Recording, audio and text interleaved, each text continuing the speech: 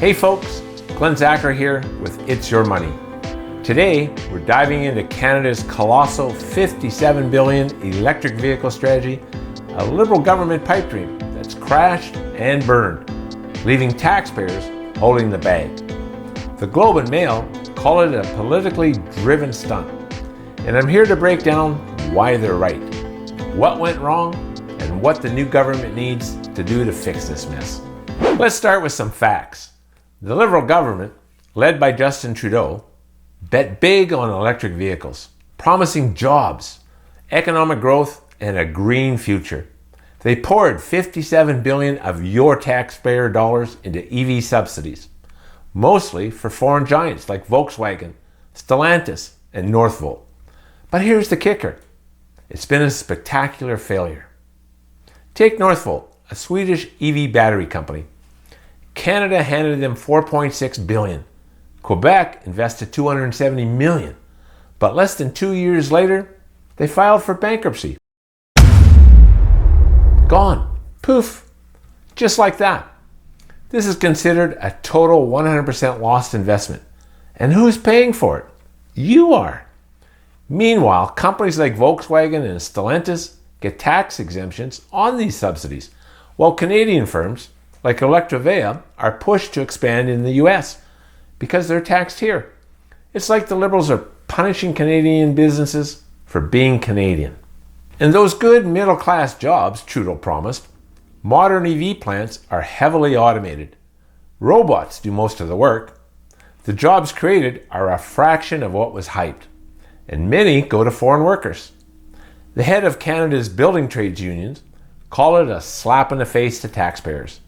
Now, you've been on the record as calling this a slap in the face to Ontario workers. You said that Ontario construction workers are fully able to construct the plant and install specialized equipment required, and that it's an insult, very strong language, to skilled trades to suggest they are unqualified. You said it's absolutely unconscionable. So I'm going to give you a platform here to tell my Liberal colleagues on the committee exactly what you think in person.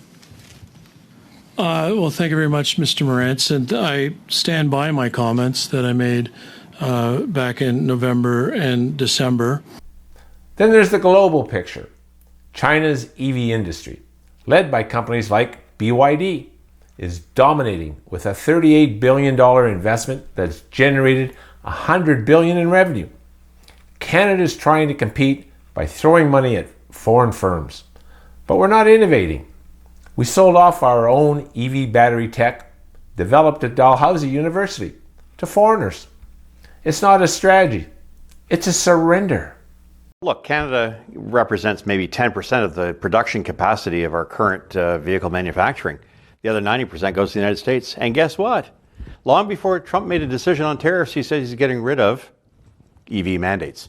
So there won't be 30, 50, 100% by 2035. It'll be zero. So without an EV mandate, most people who would not buy an EV are not going to do it at all. We backed the wrong horse. We put all our eggs in one basket. We put $52 billion of federal, provincial monies committed towards building batteries, assembly plants, EV assembly plants, for which there will no longer be a market, at least in the foreseeable future. Now let's talk tariffs.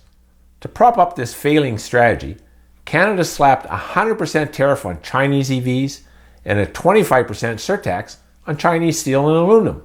In October, Canada joined Washington in imposing 100% import taxes on Chinese electric vehicles, citing unfairly low export prices. Now, Ottawa also imposed a 25% tariff on Chinese steel and aluminum. Sounds like protecting our industry, right? Not so fast. These tariffs are jacking up EV prices, making them less affordable for Canadians and slowing adoption. Andrew Bell from the Electric Vehicle Association of Alberta warned this could undermine our environmental goals. Worse, we're now caught in a trade war. The US hit us with 25% tariffs on Canadian autos, threatening over 500,000 jobs. Auto parts cross the border multiple times before a car is even built. 93% of our auto exports go to the US. These tariffs could devastate our economy, and retaliatory tariffs might cost us even more jobs. The Carney Liberal response? hand out more subsidies to foreign automakers with our tariff revenue. It's like doubling down on a losing bet. Buckle up, friends. We're about to tear the mask off one of the biggest Liberal betrayals of Western Canada yet. Justin Trudeau, Mark Carney, and the rest of the corrupt Liberal gang who have the audacity to call themselves Team Canada as if they give a damn about the whole country have just handed Western farmers a death sentence. And why? Because they needed to rig the system to protect the foreign-owned EV battery plants they've sunk billions of your tax dollars into. What can the new government do to clean up this mess? First, stop subsidizing foreign companies. A Canada First strategy means investing in our innovators, like Electrovea, to keep wealth and jobs here. Second, rethink tariffs. Instead of knee-jerk protectionism, negotiate trade deals that prioritize Canadian exports and avoid escalating trade wars. Third, focus on what we're good at: critical minerals and clean energy. Build a supply chain where Canada owns the tech and IP, not just the dirt. Finally, let's be honest about EVs. They are part of the future, but mandating 100% EV sales by 2035 ignores reality. Canadians need affordable options, not government pipe dreams. The new government should incentivize hybrid tech and domestic R&D to compete globally, not throw billions at foreign flops. And if you think that core Canadian values are the values of the radical utopian environmentalist left, then Carney's your guy. Now, he purports to be a free market believer, which takes him out of the left-wing camp, but the way he maneuvers around that problem is by saying, well, the free market doesn't address the really important problems, and it's the central planners, the highly educated technocratic central planners, that have to pick up the slack.